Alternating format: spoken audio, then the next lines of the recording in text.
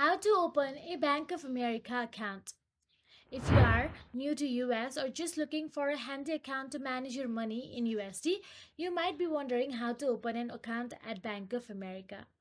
Now, as of the country's biggest bank, Bank of America has a great range of checking and saving accounts.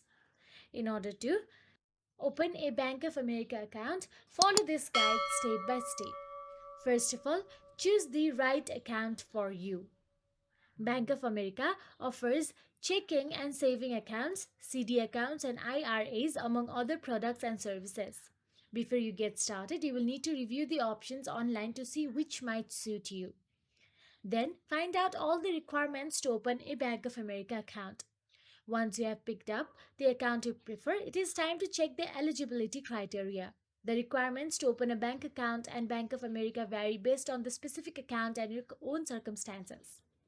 Then, check all the documents needed to open a Bank of America account, such as social security number, your residential address, your email address, the details required to make your opening deposit into your new Bank of America account.